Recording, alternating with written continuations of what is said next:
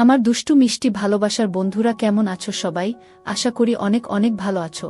আমি তোমাদের নীলু আপু চলে এসেছি নতুন গল্প নিয়ে। আজকের গল্পটি শুনলে তোমাদের দাঁড়িয়ে যাবে, তাই গল্পটি শোনার আগে অবশ্যই হেডফোন ব্যবহার করো। অনেক সময় ঘটনা আমাদের নিয়ন্ত্রণে থাকে না, অর্থাৎ আমরা যা করতে চাই তা করা হয় না, আবার যেটা করতে চাই না সেটা আপনা আপনি ঘটে যায়। এই ঘটনাটাও তেমনি একটা ঘটনা, যা আমি করতে চাইনি সেটা আপনা আপনি ঘটে গেল। আর এর ফলে দুর্ভাগ্যক্রমে ১৯ বছরের একটা আনকোরা কুমারী মেয়েকে গিয়ে কিনা তার ৪২ বছর বয়স্ক মাকে ঘটনাটা খুলেই বলি। আমাদের জয়েন্ট ফ্যামিলি না হলেও বাবা কাকারা সবাই একই জায়গায় যার যার মতো বাড়ি বানিয়ে বসবাস করত। ফলে হাড়ি আলাদা হলেও বাড়ি একটাই বলে মনে হতো। আমি তখন ২২ বছরের টকবগে যুবক, মেয়ে মানুষ ওস্তাদ। আমার ছোট কাকার মেয়ে রেনুর বিয়ে উপলক্ষে বিরাট উৎসব আনন্দের আয়োজন করা হলো। কাকার ঘুষের টাকা খরচ করায় কোনো কৃপণতা নেই।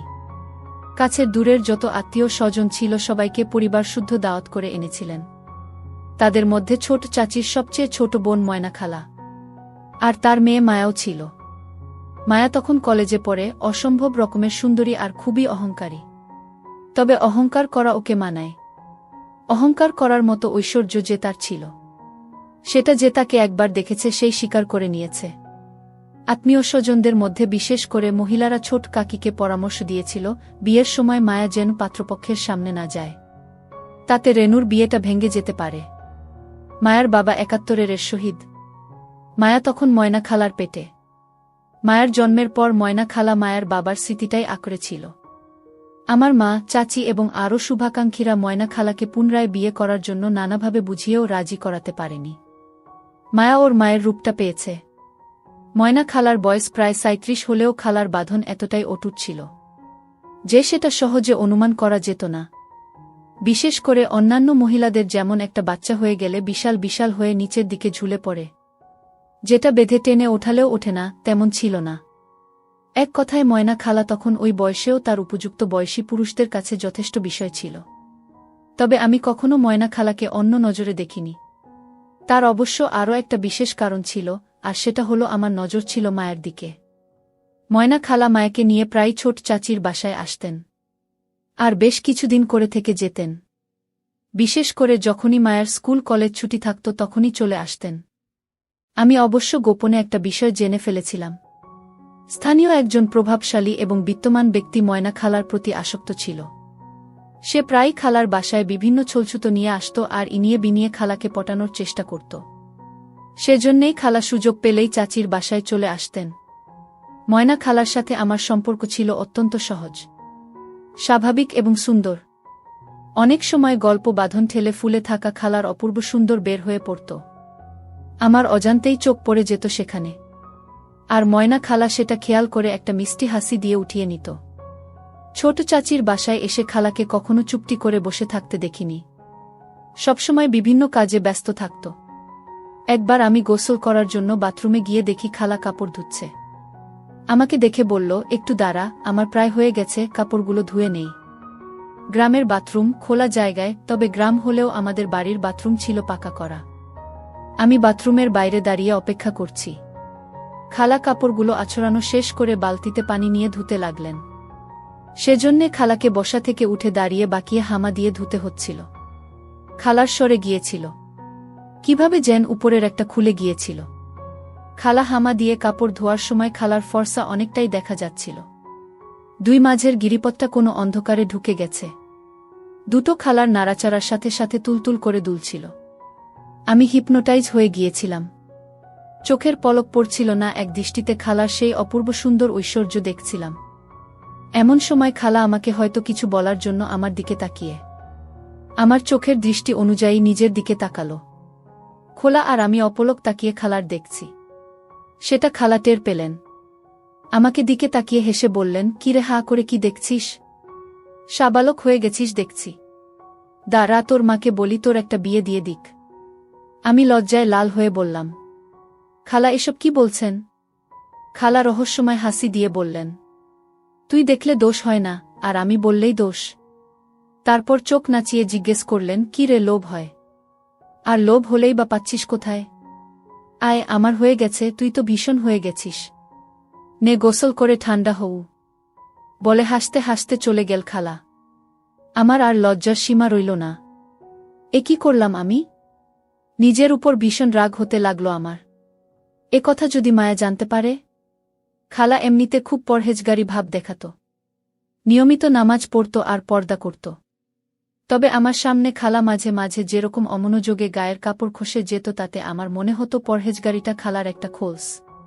আমার বিশ্বাস ছিল যে খালা যতই পরহেজগারি দেখাক না কেন, তলে তলে জ্বলে। কেউ যদি খালাকে প্রস্তাব দিয়ে বসে, তবে খালা রাজি না হয়ে পারবে না। মায়ের সাথে আমার সম্পর্কটা বেশ জমে উঠছিল। ওকে দেখলেই আমার বুকটা ধিপুধিপ করত। অনেক কাঠখড় পুড়িয়ে শেষ পর্যন্ত ওর সাথে সরস একটা সম্পর্ক তৈরি করতে পেরেছিলাম। কিন্তু মেয়েটা বড়ই রহস্যময় আর ভীষণ অহংকারী, জেদি। মায়ের অপূর্ব সুন্দর চেহারা আর আমার তুফান জাগাত। মনে মনে কল্পনা করতাম, যদি আমি আরও বড় হতাম আর বেশ ভালো একটা চাকরি করতাম, তাহলে মাকে বলে ময়না খালাকে প্রস্তাব দিতাম মায়েকে বিয়ে করার জন্য। যাই হোক, সেটা যখন হবার নয়, তখন আমি মনে প্রাণে চেষ্টা চালিয়ে যেতে লাগলাম। যেভাবেই হোক, কমপক্ষে একটিবার হলেও না পারলে সারা জীবন আক্ষেপ থেকে যাবে, যা থেকে আমি কোনোদিন মুক্তি পাব না। মাঝে মাঝে মনে হতো আমি প্রস্তাব দিলেই মায়া আমার সাথে রাজি হয়ে যাবে, কিন্তু পরক্ষণেই আমি একটু কাছে ঘেঁষলেই নানা কৌশলে আমাকে পাশ কাটিয়ে চলে যেত। কিছুতেই আমার নাগালের মধ্যে আনতে পারছিলাম না। মাঝে মধ্যে ওর হাত ধরতে পেরেছি, কিন্তু এর বেশি কিছু নয়। তবে ওর কথাবার্তা এবং আচরণে এ বিশ্বাস আমার জন্মেছিল যে সুযোগমতো যদি আমি ওকে ধরি তবে ও আমাকে দিবে। কিন্তু সেই সুযোগটাই হচ্ছিল না। কখনো যদি আমি কোনো ছলছুতায় মায়াকে একা আমার ঘরে নিয়ে যাওয়ার চেষ্টা করতাম, তখনই ও যে কোনো কারণ দেখিয়ে আমাকে ফাঁকি দিয়ে চলে যেত। অবশেষে একটা মোক্ষম সুযোগ আমি হাতে পেয়ে গেলাম, আর সেই সুযোগটাকে কোনোমতেই হাতছাড়া করতে চাইলাম না। রেনুর বিয়ের দিন সারা বাড়ি লোকে লোকারণ্য। আমরা সবাই অতিথিদের খাওয়া দাওয়া, টেবিল চেয়ার, ঘর সাজানো, রান্নার বিভিন্ন উপকরণের যোগান দেওয়া, এসব নানা কাজে ব্যস্ত। এই ব্যস্ততার মধ্যেই যাওয়া আসার পথে আমি সুযোগ বুঝে প্রথমবারের মতো মায়ার কনুই দিয়ে দিলাম। মায়া চোখ মটকে সরে গেল।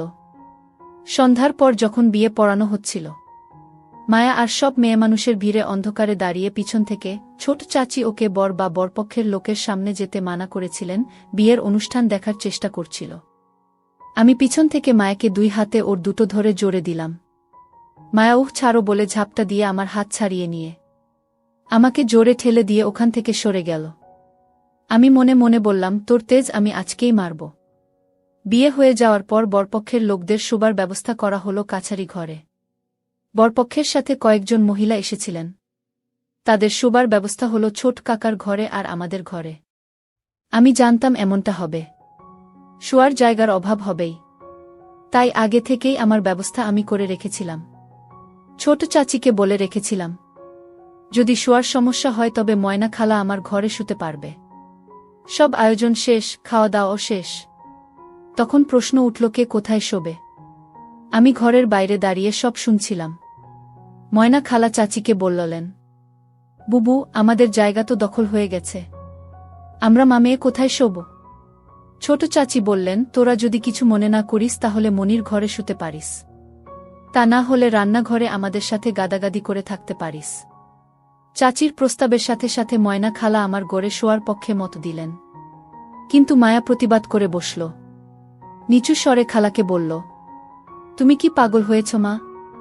একটা জুয়ান ছেলের সাথে এক ঘরে আমরা শোব? খালা একইভাবে মায়াকে বললেন, একটা তো মাত্র রাত মা, তাছাড়া মনি আমাদের ঘরের ছেলে, ওকে আমরা কি চিনি না? সেই ছোটবেলা থেকেই তো ওকে দেখছিস। মায়া তবুও আমার ঘরে শুতে নিমরাজি হচ্ছিল। তখন খালা ওকে ধমক দিয়ে বললেন, পাগলামি করিস না মায়া, এই গরমে গাদাগাদি করে রান্নাঘরে পচার চেয়ে মনির ঘরে শোয়া অনেক ভালো। আর কথা বলবি না, চুপ করে থাক। আমি একটু সরে গেলাম। একটু পরেই চাচির গলার আওয়াজ পেলাম, আমাকে ডাকছেন। আমি হাজির হলে আমাকে জানালেন যে ময়না খালা আর মায়া আমার ঘরে শোবে। খুশিতে আমার নাচতে ইচ্ছে করছিল, তবুও নিমরাজি হবার ভান করে রাজি হলাম। তখন চাচি বললেন, তোর কোনো সমস্যা হবে না, আমি ওদের জন্য মেঝেতে বিছানা করে দিচ্ছি।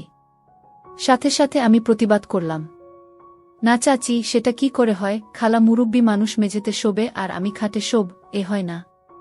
সুযোগ পেয়ে মায়াকে এক হাত নিলাম। বললাম, শুধু মায়া হলে সেটা কোনো ব্যাপার ছিল না। মেঝেতে বিছানায় কেন, ও যদি মাটিতেও শুতো তাতেও আমার কিছু যেত আসতো না।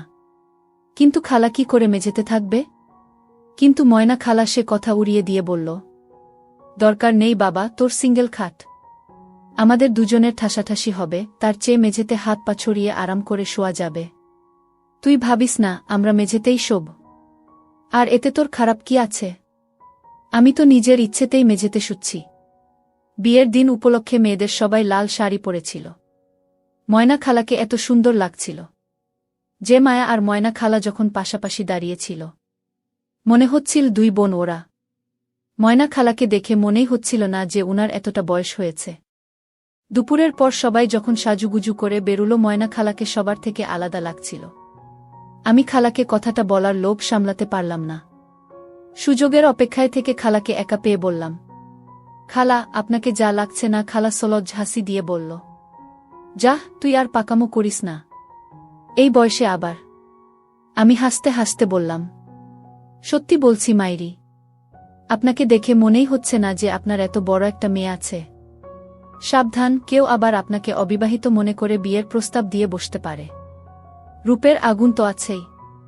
আল্লাহ জানে আজকার মনে আগুন ধরাতে যাচ্ছেন উ।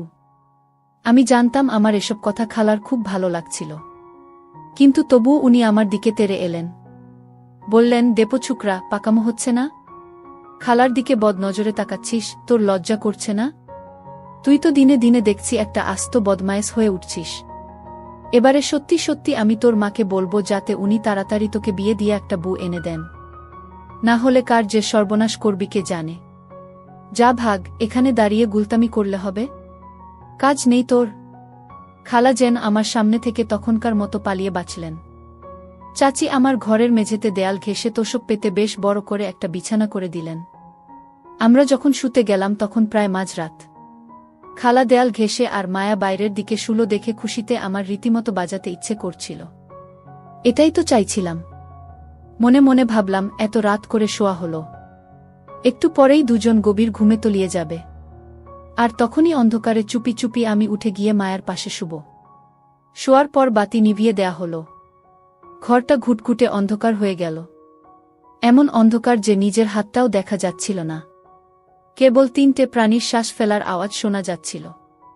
বাইরে তখনও কোলাহল, ডেকোরেশনের লোকজন প্লেট, গ্লাস, টেবিল, চেয়ার, ডেকচি এসব গোছাচ্ছে। অনেকক্ষণ ঘুম এলো না। কিভাবে কি করব সেটাই ভাবছিলাম। মায়াকে যে সুযোগ হাতে এসেছে, এটা কোনোভাবেই হাতছাড়া করা যাবে না। পরে আর এমন সুযোগ নাও পাওয়া যেতে পারে। কিন্তু মায়াকে ধরার মতো পর্যাপ্ত সাহস পাচ্ছিলাম না। হাত পা গুলো কেমন যেন অসাড় হয়ে আসছিল। মনের মধ্যে থেকে আকর্ষণ হচ্ছিল, কিন্তু শক্তি পাচ্ছিলাম না।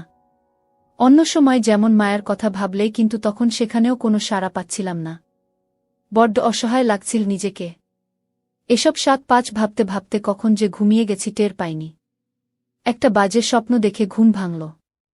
জেগে দেখি গরমে আমার শরীর ঘেমে গেছে। খোলা জানালা দিয়ে ফুরফুরে বাতাস আসছে, তবুও ঘেমে গেছি। আসলে ওটা ছিল দুঃস্বপ্নের ফল। প্রথমে মাথাটা কিচ্ছু মনে পড়ছিল না। পরে ক্যামেরার ফ্ল্যাশের মতো হঠাৎ করে মনে পড়ল সবকিছু। বুকের মধ্যে ধিপধিপ করতে লাগল। হায় হায়, করলাম কি? নাদানের মতো ঘুমিয়ে কাটালাম রাতটা। না জানি রাত কত হয়েছে, ভোর হয়ে গেল নাকি। এ কি করলাম? উফ! নিজের মাথার চুল টেনে ছিঁড়তে ইচ্ছে করতে লাগল। মায়া কথা মনে হতেই হয়ে উঠল। বুকেও অনেক সাহস ফিরে এলো। মনে মনে সংকল্প করলাম, যা হয় হবে, একবার ট্রাই করতেই হবে। তাছাড়া আমার দুই বিশ্বাস ছিল, মুখে মায়া যাই বলুক না কেন, একবার ধরে বসলে না করবে না। আমি বিছানা থেকে আস্তে আস্তে উঠলাম যাতে কোনো শব্দ না হয়। যদিও শব্দ হওয়ার কোনো কারণ ছিল না, কারণ আমার খাটটা ছিল যথেষ্ট মজবুত। পুরনো আমলের শালকাঠের তৈরি। ৩-৪ জন উঠে নাচানাচি করলেও কোনো শব্দ হতো না। আমি মেঝেতে নামলাম। শোয়ার সময় দেখেছিলাম খালা শুয়েছে দেয়াল ঘেঁষে ওই পাশে আর মায়া শুয়েছে এপাশে। আমি গুটি গুটি পায়ে এগিয়ে গেলাম। ঘরের মধ্যে ঘুটঘুটে অন্ধকার। কেবল আবছাভাবে ওদের বিছানাটা দেখা যাচ্ছে। বিছানার কাছে গিয়ে দাঁড়ালাম। দুটো ফোঁস ফোঁস করে ঘুমাচ্ছে। দুজনের মাঝে প্রায় ৩ ফুট দূরত্ব।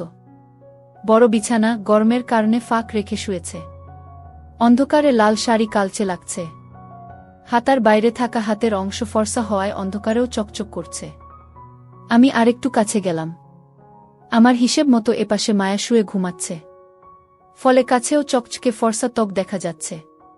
আমি আস্তে আস্তে মায়ের কাছে বসে পড়লাম। আলতো করে ডান হাতটা রাখলাম ওর ফর্সা হাতের উপরে। অন্ধকার একটু ফিকে হয়ে এসেছিল।